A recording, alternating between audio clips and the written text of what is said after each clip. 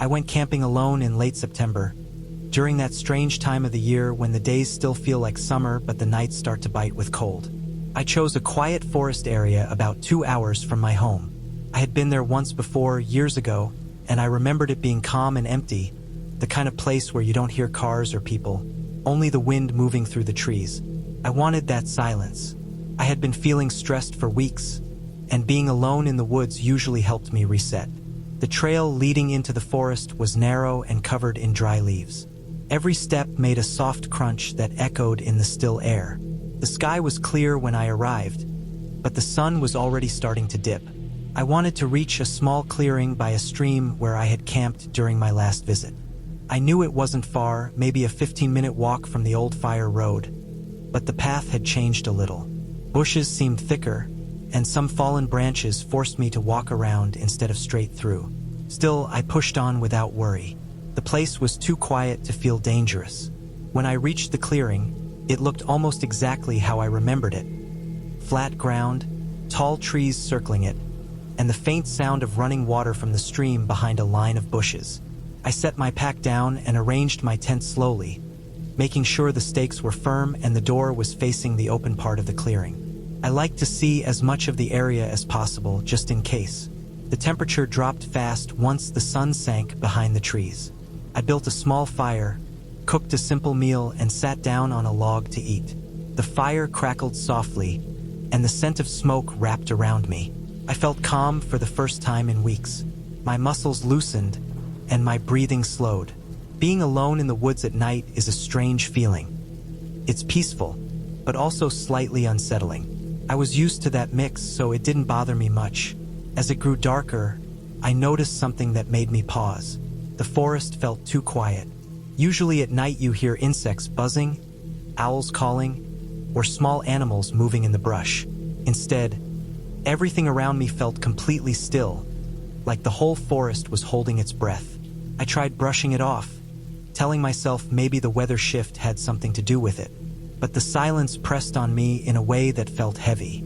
I let the fire burn down and decided to go inside the tent. I zipped it shut, climbed into my sleeping bag, and lay still, waiting for sleep to come. For a while, all I heard was my own breathing and the fabric of the sleeping bag shifting when I moved. Eventually, I started to drift. Then I heard it. At first, it sounded like a single, soft footstep in the leaves outside. I froze. The sound didn't repeat right away. I held my breath, listening so hard that my ears began to ring. Then I heard it again, another slow, careful step. The weight behind it seemed too heavy to be from a small animal. It sounded like something trying to move without being noticed. I stayed completely still inside the tent, feeling my heartbeat speeding up. I didn't move a muscle. I didn't even blink.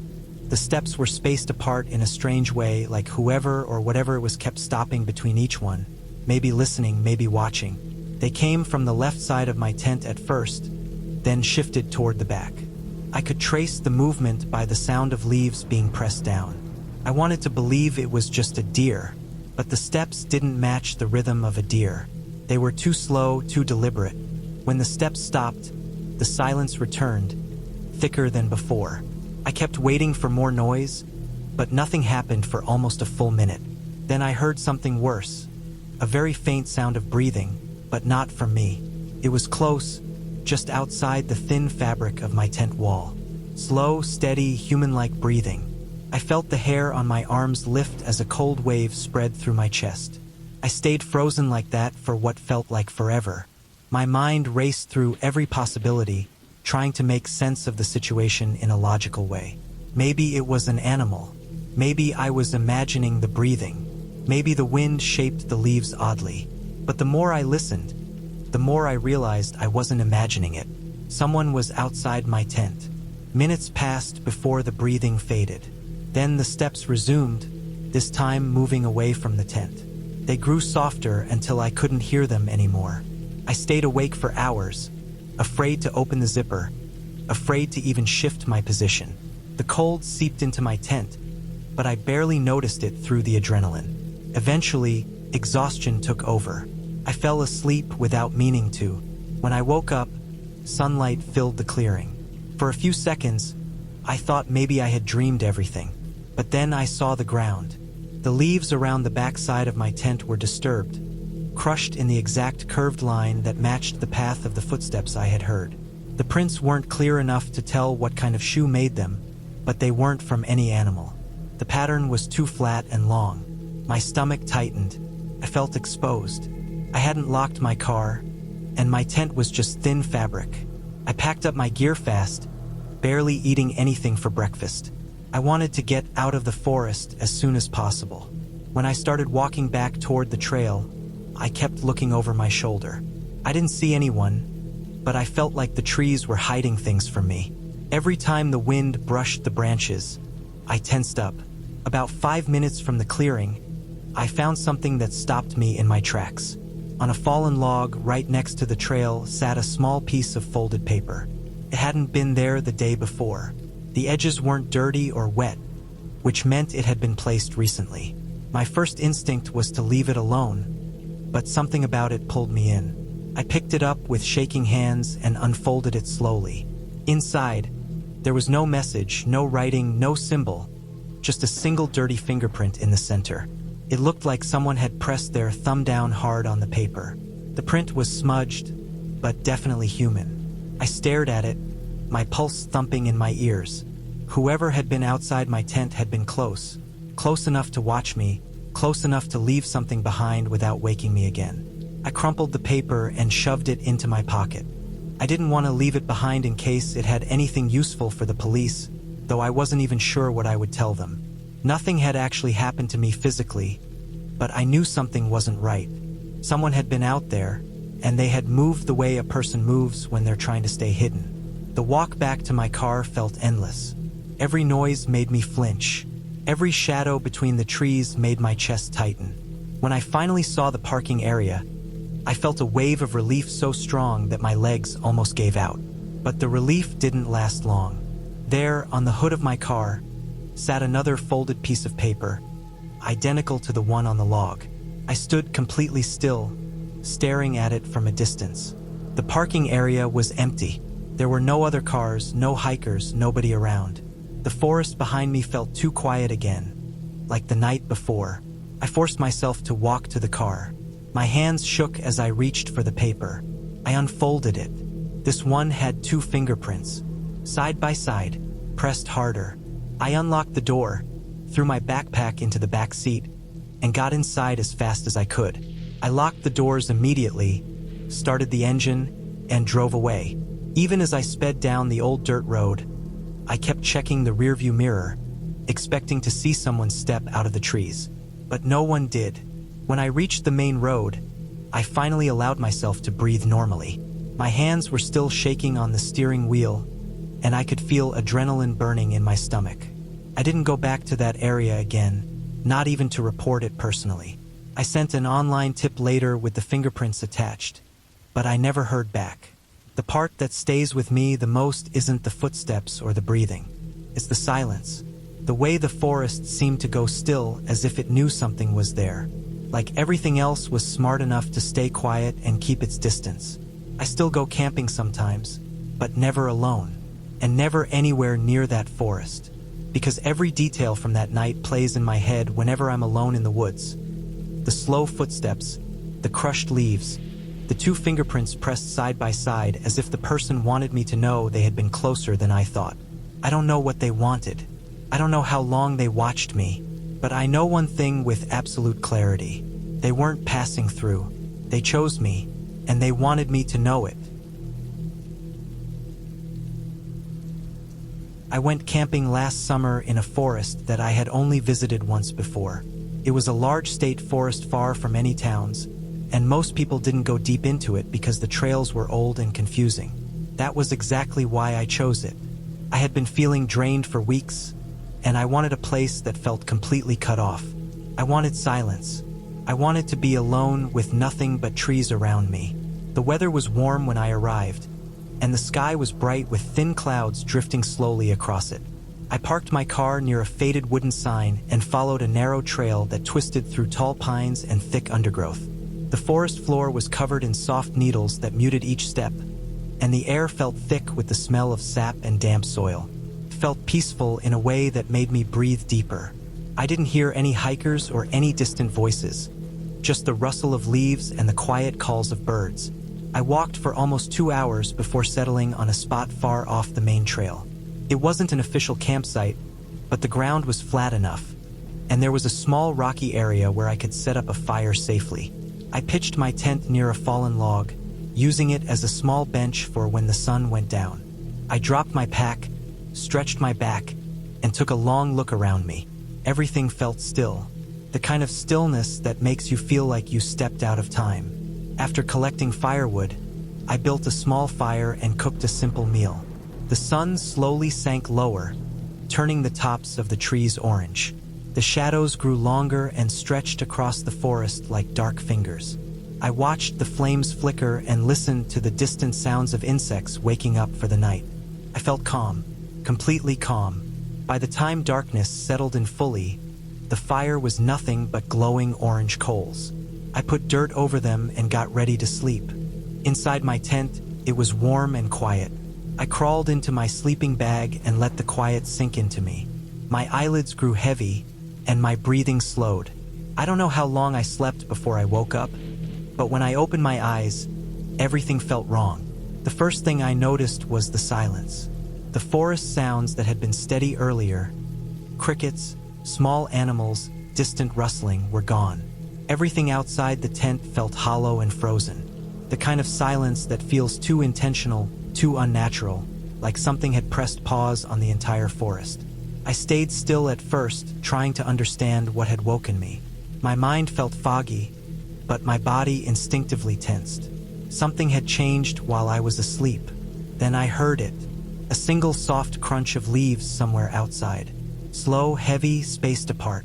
Not a fast scurry or light hop, but a controlled step, placed down with care. My stomach tightened immediately. I held my breath without meaning to. I listened harder. Another step came, closer this time, pushing down leaves with a slow, dragging sound at the end. Whoever or whatever was out there was trying to walk quietly, but the dry leaves made that impossible. The steps were too slow, too careful to be an animal. They had a weight behind them that made my skin crawl. I stared at the fabric of the tent, my eyes wide, watching the faint shadows shifting on it. I didn't move a single muscle. I didn't blink. My heart pounded against my ribs like it wanted out. The steps moved around the left side of my tent. I could track the sound of them circling. Each step landed and paused, like the person was turning their head, looking around, paying attention to every detail. The silence between each step made it worse. I could almost feel their presence through the fabric. Then the steps stopped completely, and then came something even worse. Breathing. Slow, controlled breathing right outside the thin wall of my tent. I could hear the faint inhale and exhale, deep enough to be unmistakably human. My heart climbed into my throat. My skin felt cold even though I was sweating inside the sleeping bag. The breathing stayed steady for a long time. It sounded like the person was standing inches away, facing the tent, maybe watching the outline of my body against the fabric. I wanted to melt into the ground and disappear. I didn't dare shift or adjust my position. After several long minutes, the breathing faded. Then the steps started again, this time moving away from the tent, slowly, as if the person didn't want to leave any trace of their presence. Eventually, the forest returned to its normal sounds, but I didn't sleep again. I waited until the sky began to lighten, and the pale blue of morning filtered through the tent. My whole body ached from staying frozen for so long. When I finally unzipped the tent and stepped outside, the air felt sharp and cold against my face. The ground was covered in footprints, clear, fresh footprints. They circled my tent in a wide arc, then came close, then stopped exactly behind where my head had been when I was lying down. The prints were long, narrow, and shaped like a sneaker. I could see the tread marks clearly. Each imprint was deep enough that the person must have been standing still for a while. My pulse quickened as I looked around the forest. Everything looked normal, but I felt exposed. I felt like eyes might still be watching from between the trees. I packed up fast, shoving everything into my backpack without caring how messy it was. My fingers trembled as I worked. My ears kept picking up phantom sounds that weren't really there. The walk back to my car was the longest hike I've ever done. Every tree felt like it hid someone behind it. Every rustle made me stop and grip my pack tighter. My mind kept replaying the sound of the breathing, slow and deep, inches from me. When I finally reached the area where I had parked, I felt a faint sense of relief.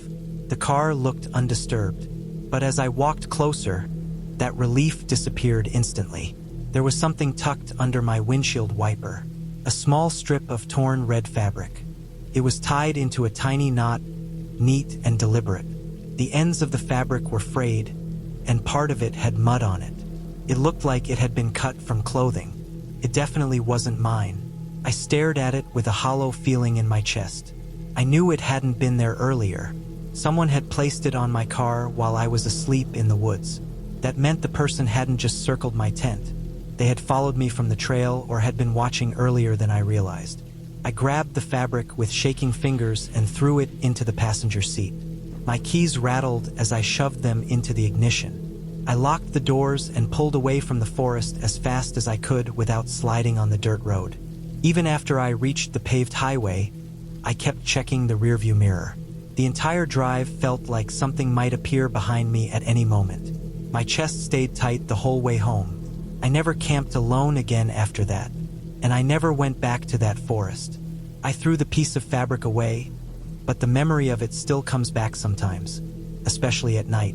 It was the proof that someone had gotten close enough to touch my car, close enough to stand behind my tent for who knows how long.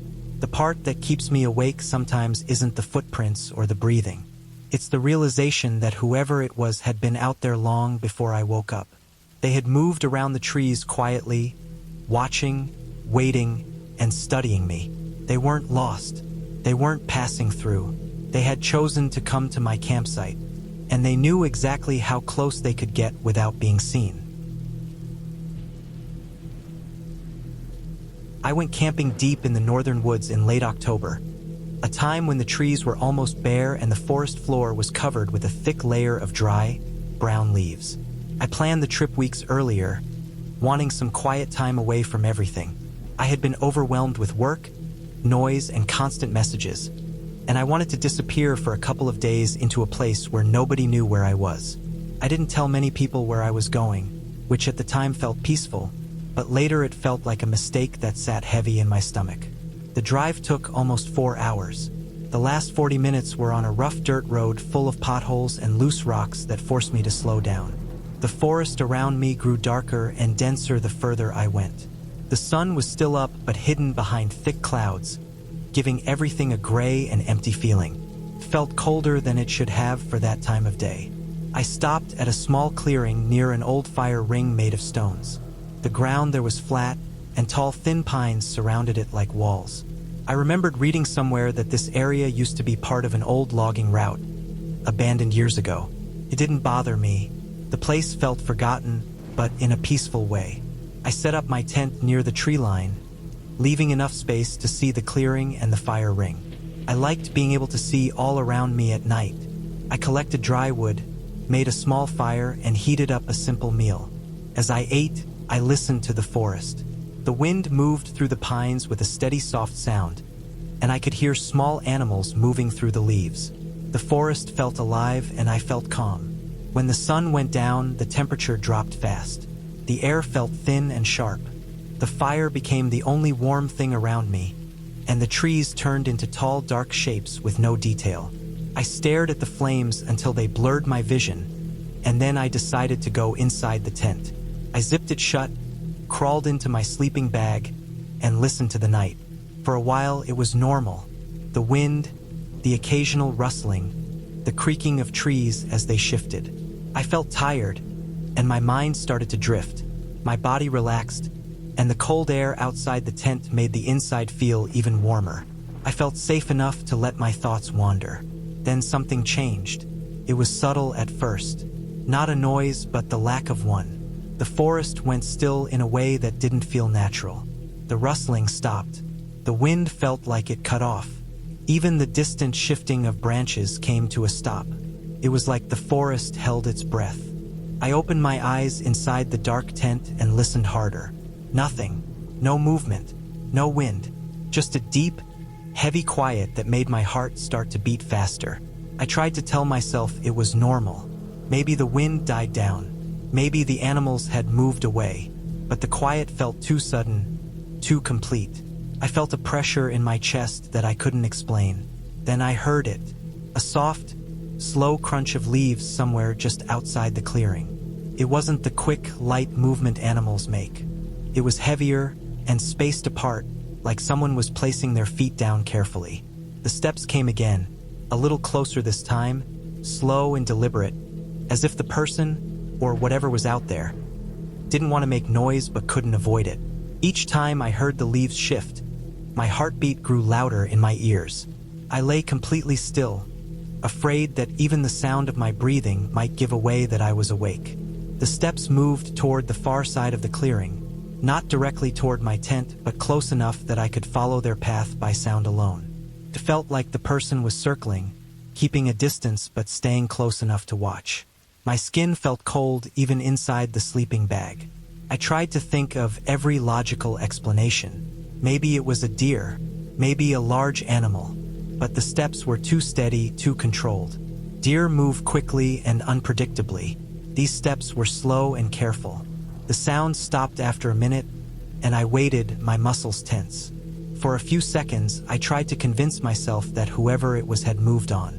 Then the sound came again, closer. This time the leaves shifted in a way that made my stomach drop. The weight behind each step felt heavier, as if the person was leaning in, trying to see something. I pictured someone standing between the trees, staring at the tent, looking for movement. I forced myself not to breathe too deeply. I didn't move a single muscle. The steps got so close that I could almost feel the vibration of them through the ground. They stopped somewhere behind my tent. I couldn't see anything, but I could sense someone standing there, inches away, separated from me by nothing but thin fabric. My hands felt sweaty inside the sleeping bag, and I could hear my heartbeat pounding like a drum against my chest. Then came the sound that made every hair on my body rise. Breathing. Slow, steady breathing, not my own. Low and controlled, as if someone was trying not to breathe too loudly. It was right behind the tent. I didn't move. I didn't blink. I just waited, frozen, feeling the cold air pressing in around me. The breathing stayed there for a long time, longer than I expected. It felt like the person was studying the shape of my body through the tent wall, trying to figure out if I was awake. Eventually, the breathing faded. The steps slowly moved away, back toward the trees. I heard the leaves shift farther and farther until the sound disappeared entirely. I stayed awake the entire night. My muscles hurt from staying still for so long, and my eyes burned from not blinking enough. I waited for the steps to return, but they never did. The forest slowly came back to life. The wind picked up. Small animals moved around again. But I didn't feel calm. I felt watched. At the first light of dawn, I unzipped the tent and stepped out slowly, expecting to see someone still standing there. But the clearing was empty. My breath came out shaky as I walked around the tent. That's when I saw them. Tracks in the leaves behind my tent. Clear footprints pressed into the ground, spaced exactly like the steps I heard. The prints were fresh, the edges still sharp. They didn't belong to a hiker's boot or anything familiar. The pattern was thin, flat, almost like lightweight sneakers. Whoever it was had stood inches behind my head in the dark. I packed up fast, barely taking time to fold anything properly. I just shoved everything into my backpack and hurried toward the trail. My hands shook the entire time. The walk back felt longer than the hike in. Every sound made me spin around. Every shadow felt like it hid something standing still, waiting for me to stop paying attention. The forest no longer felt peaceful or forgotten. Felt wrong, like something lived there that wasn't supposed to be near people. When I reached my car, relief hit me so suddenly that it almost made me dizzy. I tossed my pack inside, slammed the door, and locked it immediately. Then I saw it. On the ground near the driver's door was a small strip of torn fabric. Dark, almost black, frayed at the edges. It looked like it came from a jacket sleeve or the bottom of a pant leg. It hadn't been there when I arrived. It was placed too perfectly, sitting right where I would notice it before getting in. I stared at it, trying to understand the message behind it. It felt deliberate, like someone wanted me to know that they had been close not just at night, but maybe before I even set up camp. Maybe they had followed me from the moment I parked. I got in the car, locked the doors again even though they were already locked, and drove away faster than I should have on that rough road. I didn't slow down until I reached the paved highway. Even then, I kept checking the mirrors over and over, expecting to see someone standing at the edge of the trees. I never went back to that area. I didn't tell many people about what happened because I knew how it would sound, like I imagined it or panicked over nothing. But I know what I heard. I know how close the steps were. I know how long the breathing lasted. And I know the footprints were real. The forest wasn't empty that night. Someone was there. Someone who moved quietly, slowly, with purpose. Someone who knew I was alone. And someone who wanted me to know they could get close without me ever seeing them. That was enough for me to understand one thing clearly. I wasn't in danger because I camped in the wrong place. I was in danger because someone else had chosen that place long before I arrived, and I walked straight into their territory without knowing it. I had planned this camping trip for weeks, seeking a few days alone in a forest far from roads, people, and cell service. The area I chose was remote, tucked into a small valley surrounded by hills covered in thick pine and oak trees. There was a creek nearby, its water clear and cold, running over smooth rocks and through mossy banks. When I arrived, the air was crisp, carrying the smell of damp earth and pine needles, the kind of smell that immediately makes you feel removed from civilization. I hiked for a few miles, carrying my pack loaded with gear: tent, sleeping bag, stove, food, and water. I wanted a site that was private but still close enough to the creek for drinking water and cooking. After walking through a narrow trail that twisted through tall trees and thick underbrush, I found a small clearing just large enough for my tent. Fallen branches and roots were minimal, and the ground was firm, slightly damp from recent rain. I unpacked everything, set up the tent carefully, and collected firewood. By the time I finished, the sun was dipping low, streaking the sky with orange and pink light.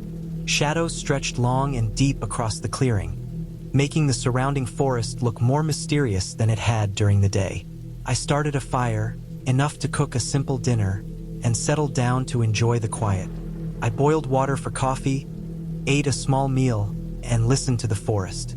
The creek gurgled nearby, birds were calling to each other from high branches, and occasionally a small animal scuttled in the underbrush. Night fell quickly.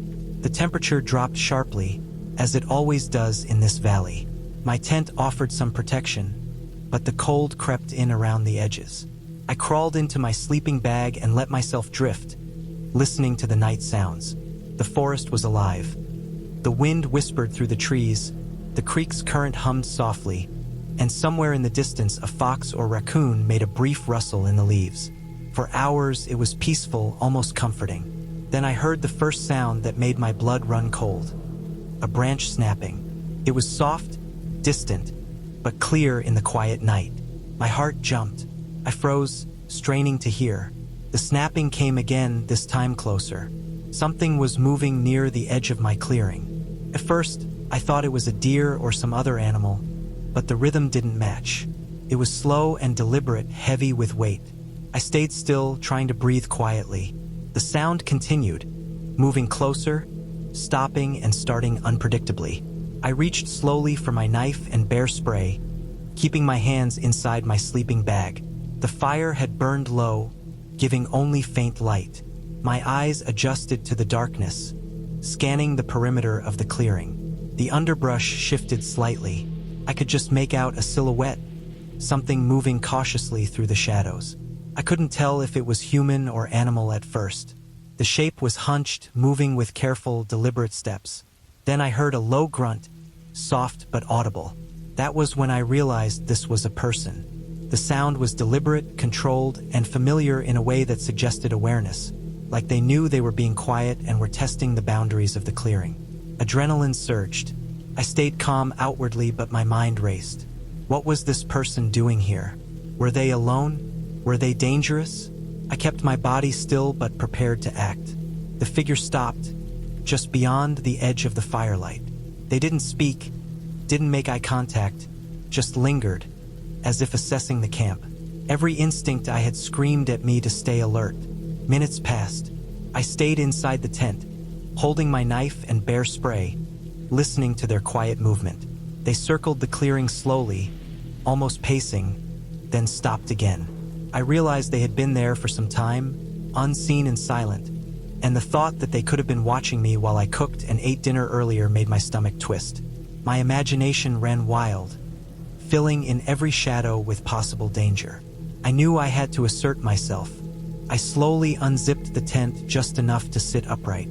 I made my presence known, shining a flashlight in their direction. The beam hit them briefly. I could see a pale, unshaven face, hair tangled and long. Their clothes were dirty, worn, and smelled faintly of smoke and damp earth. They froze for a second, then slowly moved back into the shadows without responding. I realized this was no stranger looking for directions or camping. They had been watching, waiting, testing. The weight of the situation hit me fully. I stood up completely, keeping the flashlight, knife, and bear spray visible. I made loud, deliberate noises, stomping lightly, making my voice firm in the dark. The figure hesitated, then finally retreated slowly, disappearing into the forest. I didn't wait to see if they would return. My hands still shaking from adrenaline, I packed up every piece of gear. I made sure nothing was left behind, including food scraps, stove, and utensils. The fire was extinguished completely. I loaded my sleeping bag, tent, and pack into my truck, checking around the perimeter before climbing in. I started the engine and drove slowly, alert for movement in the trees.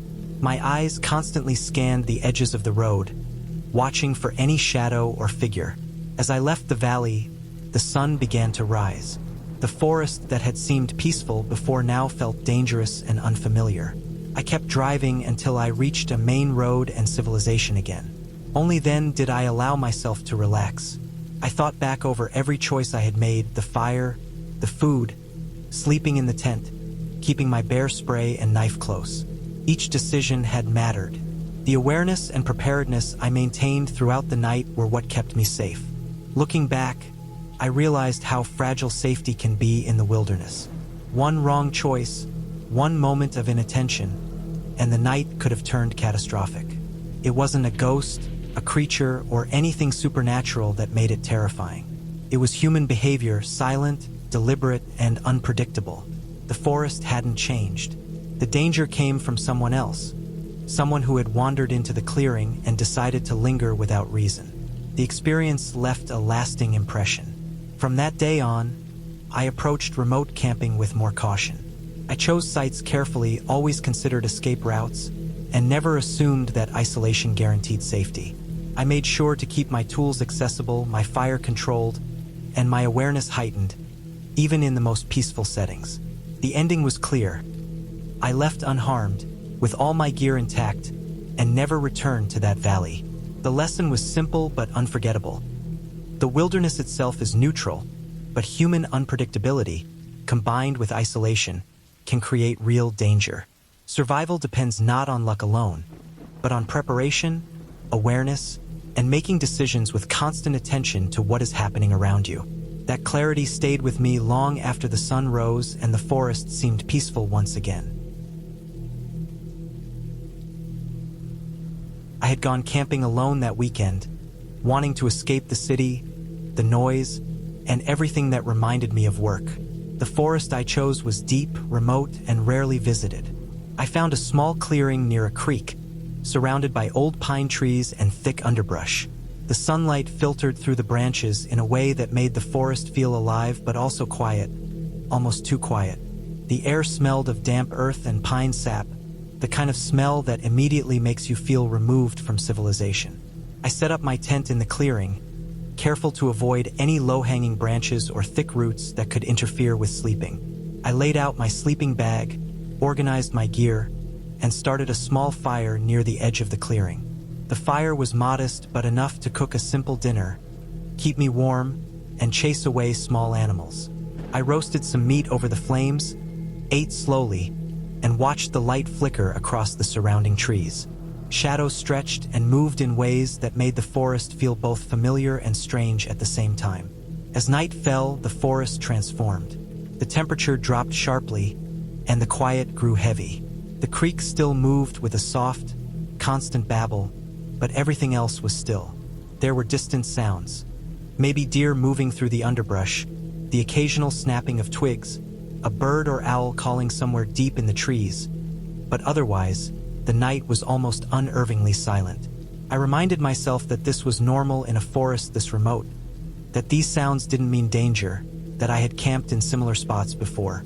I fell asleep early, wrapped in my sleeping bag, with the tent zipper closed tightly to keep out the cold and any insects. The first hours passed without incident, and I drifted in and out of sleep. That's when I first heard it, a subtle, soft crunching sound near the edge of the clearing. It was faint at first, almost like a branch snapping under a small footstep. I froze immediately. My senses went on high alert. The wind was calm, so any noise carried farther than usual. My heart beat faster as I listened. The sound repeated, slow and deliberate, coming closer. I stayed still, listening. My first thought was a deer or another large animal, but the rhythm didn't match. It wasn't the hurried dash of a small animal. It wasn't the grazing of something harmless. This was slow, careful, and consistent, step after step, moving toward the tent. My hand instinctively reached for the small folding knife I kept inside my bag. The fire had burned down to embers, giving only a faint glow. I could barely make out the outlines of trees around the clearing. Minutes passed, though it felt like an hour. The crunching continued, sometimes paused, then resumed.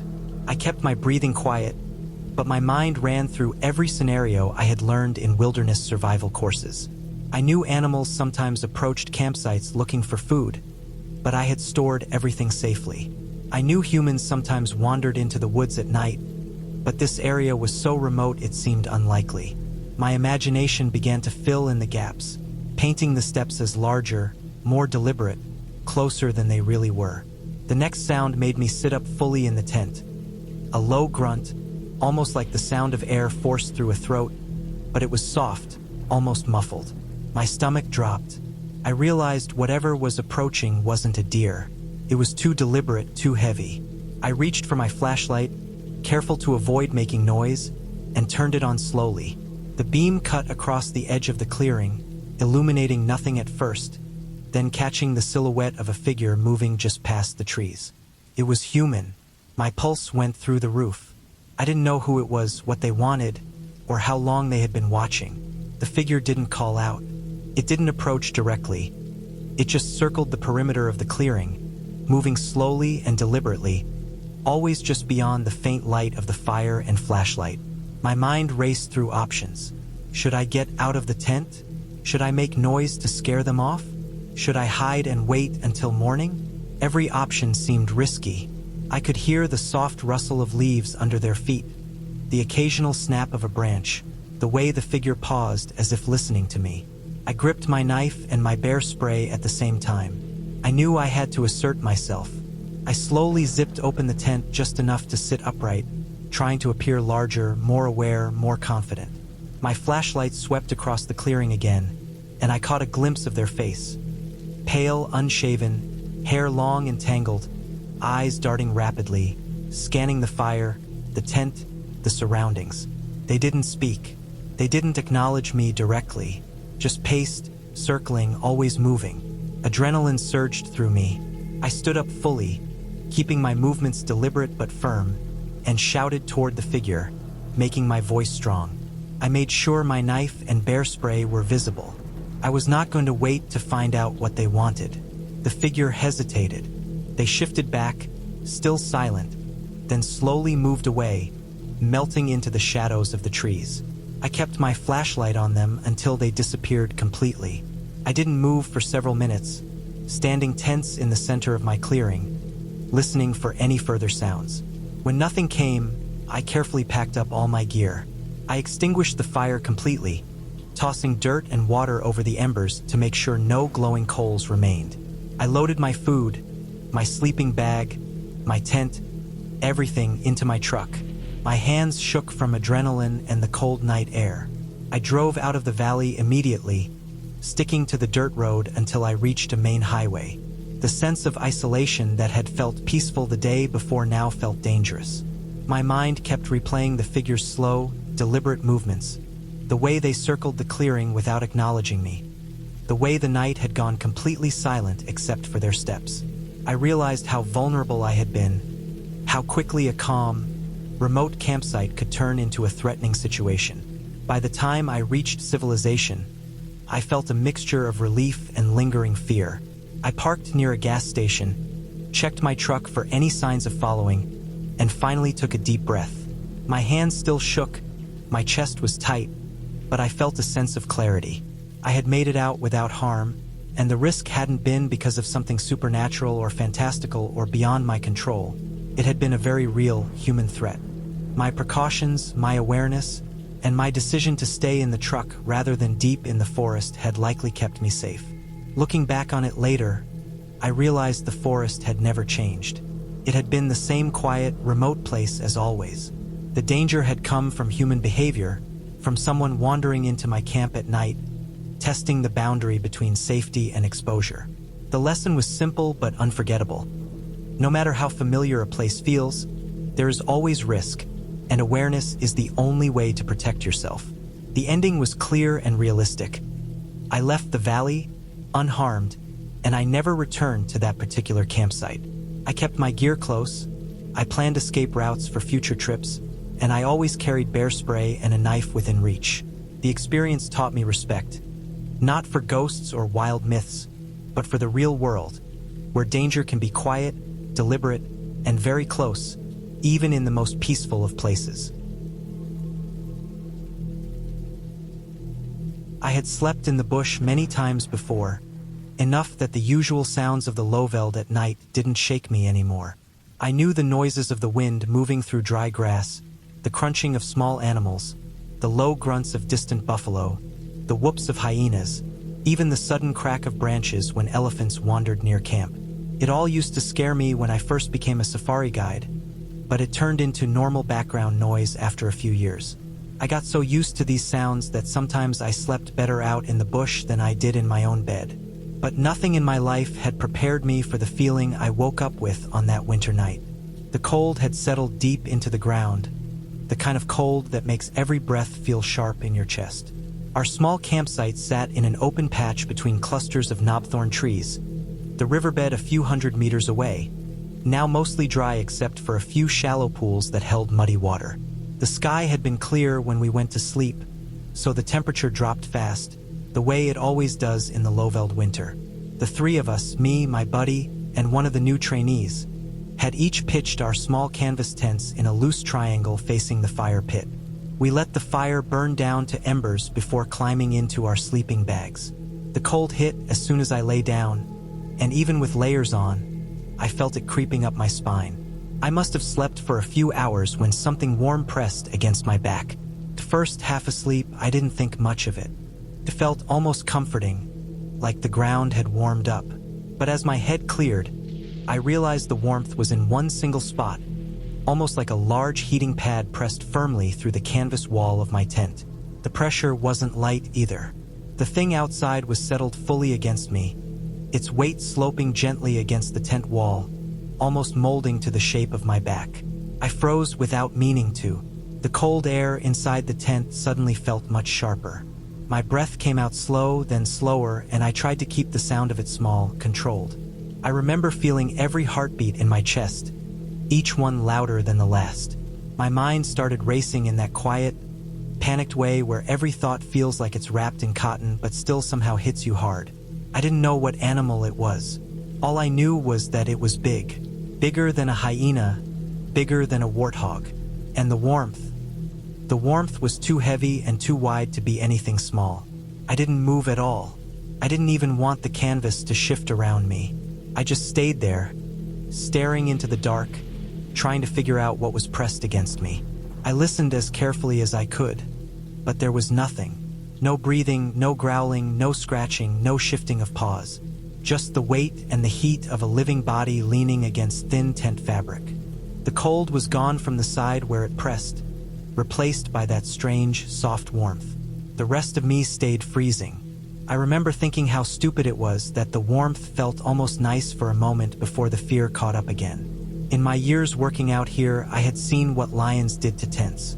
I had watched them walk through camps, patrolling the edges, rubbing against trees, sniffing out scraps of old bones or bits of leftover ash. Male lions especially moved with a calm confidence that made everything else look weak.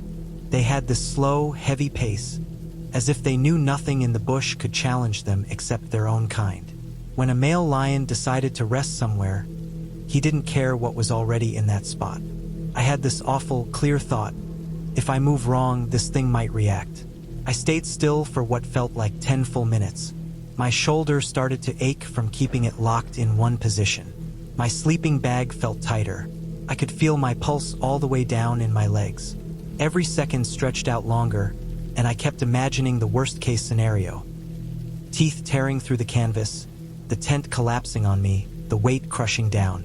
I even felt the shape of it in my mind, expecting claws, expecting teeth, expecting a burst of pain out of nowhere. The animal shifted slightly. Not much, just a small, slow adjustment of weight, like someone rolling to get more comfortable.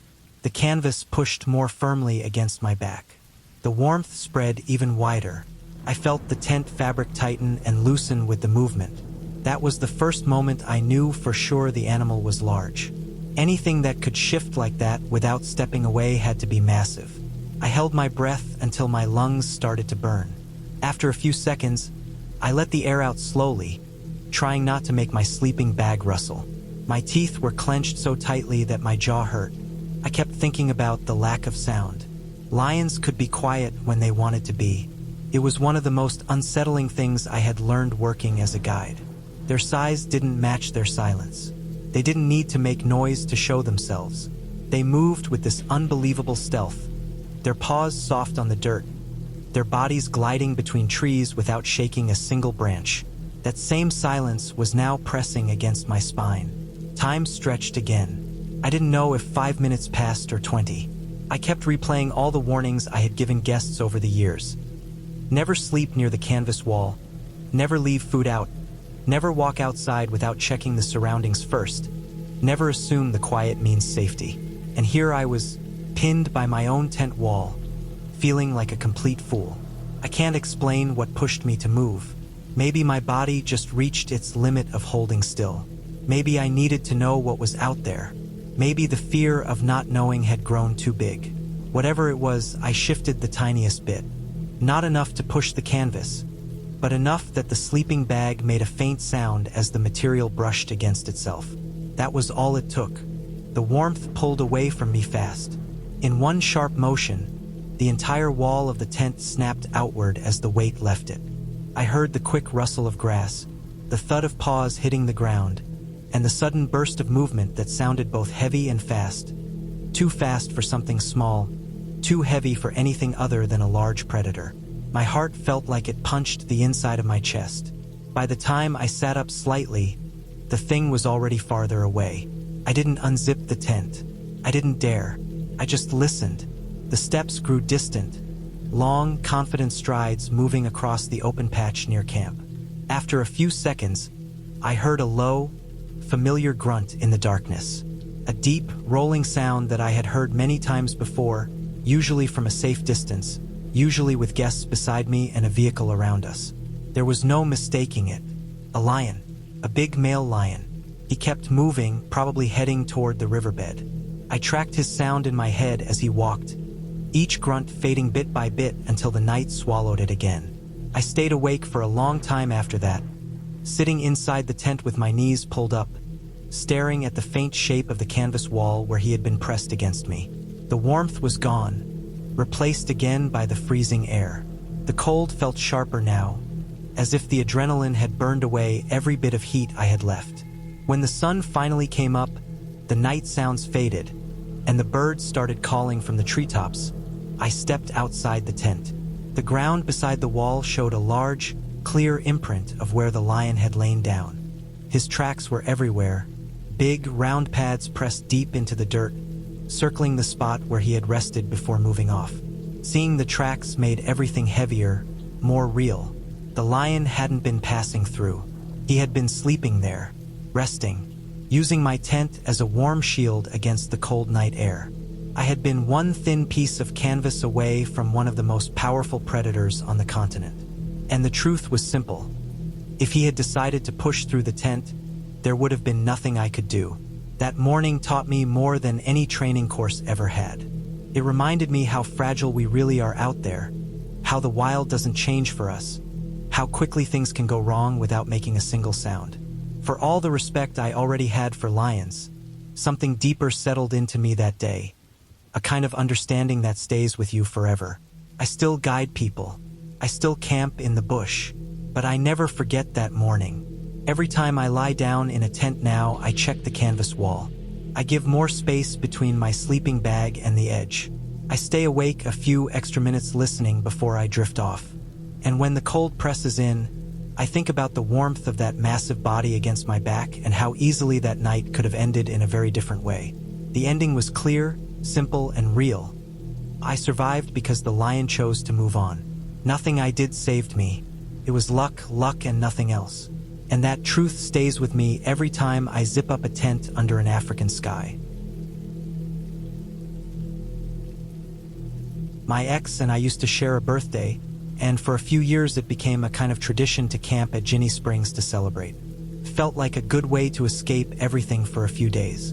No phones, no jobs, no noise from town. Just the springs, the trees, and the kind of quiet that only shows up when you step far away from anything familiar. Even when things were complicated between us, that place felt like a clean sheet of paper. Every year we'd go back expecting nothing more than water, fire, and an easy night of sleep. I always liked the first few hours after sunset in that place. The heat finally drifted off and the air cooled just enough to feel comfortable. The trees around the campsites stood tall and still, their branches hanging over the tents like giant shadows. You could hear people laughing in the distance, but never too close. The sound of water moving through the springs carried through the woods, mixing with the crackling of campfires and the low rhythm of insects that seemed to never stop. It was the kind of background noise that made sleeping outdoors feel safe. That year didn't feel any different. We had the tent set up by late afternoon. We ate, walked around, watched the sky go from bright blue to black. When it was finally time to sleep, the woods seemed calm and normal. Nothing felt out of place. I crawled into my sleeping bag, listened to the soft outside sounds, and let myself drift. Felt like a peaceful night. Sometime deep into the night, everything changed. It started with one sound, one sharp, violent, high-pitched scream that shot through the quiet like a knife. It wasn't a human scream. It wasn't anything familiar. It had that raw, animal power behind it, the kind of sound that makes your chest tighten before your brain even understands what it is. Came from right outside the tent, or at least it felt that close. The scream didn't fade into the night, cut off suddenly and was followed by low, heavy growling. My whole body tensed instantly. The hairs on my arms stood straight up. The air inside the tent suddenly felt too warm, too tight, too dark. The growling didn't sound like a dog. It didn't sound like any small animal. It had this deep, rough rumble that made it feel like something big was only a few feet away. Something restless, something angry, something that didn't belong that close to sleeping people. Another scream tore through the air, then another. Each one sounded worse than the last, like something was being attacked or like two animals were in a battle. The mixture of screaming and growling created this awful rhythm that made every second feel longer. I lay completely still, hardly breathing, waiting for whatever it was to move away from the tent.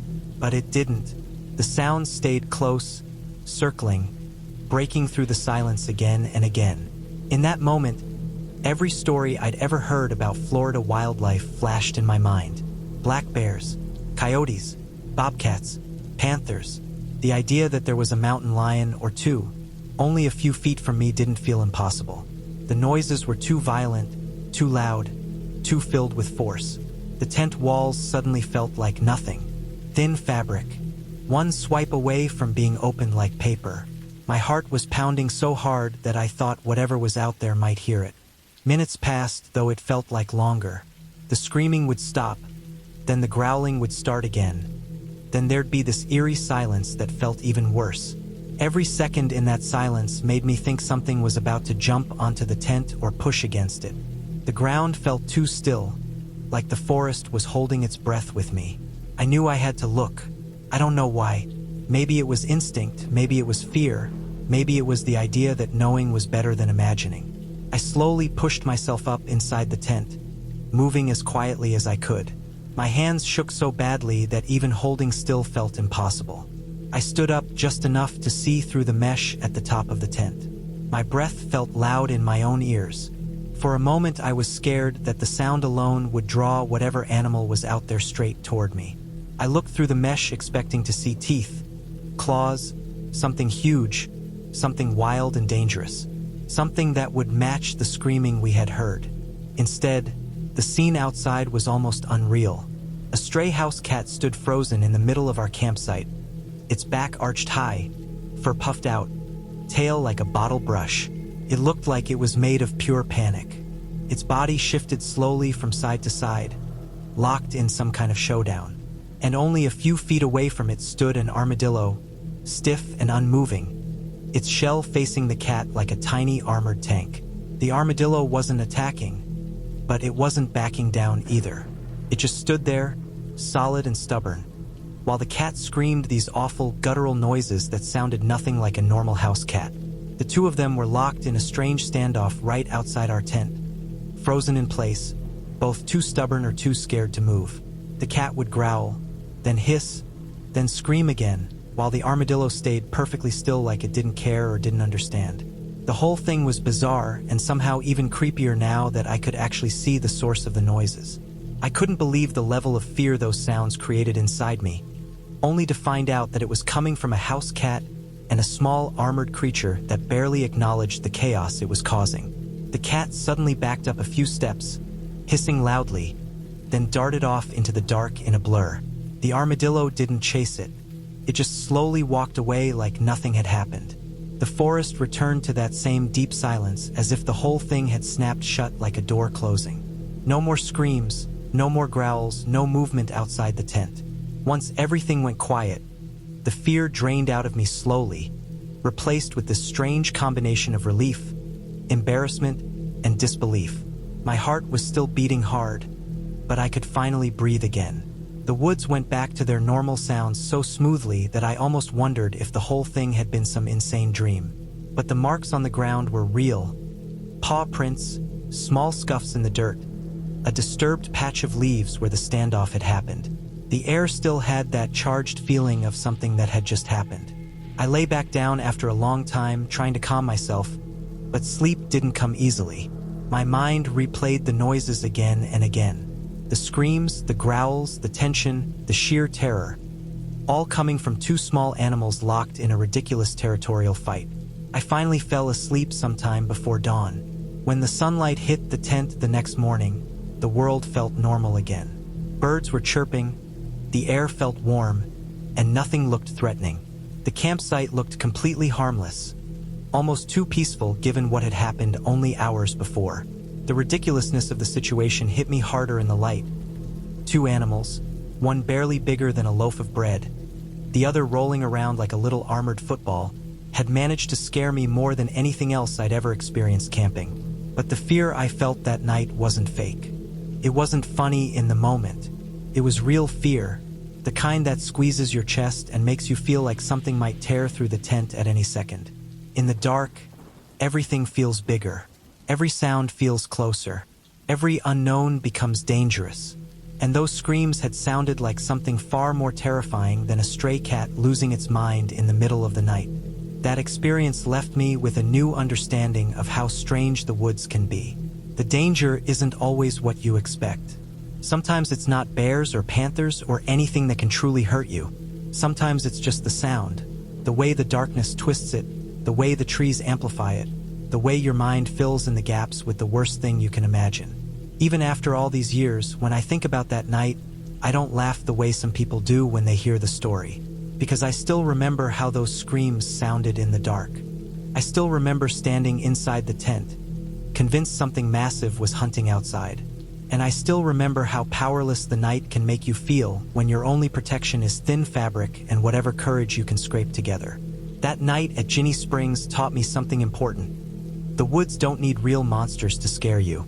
Sometimes they just need a loud cat, a stubborn armadillo, and your own mind filling in every dark corner with something much worse. And even though the truth ended up being harmless, the fear was real, and it stays with you long after the sun comes up.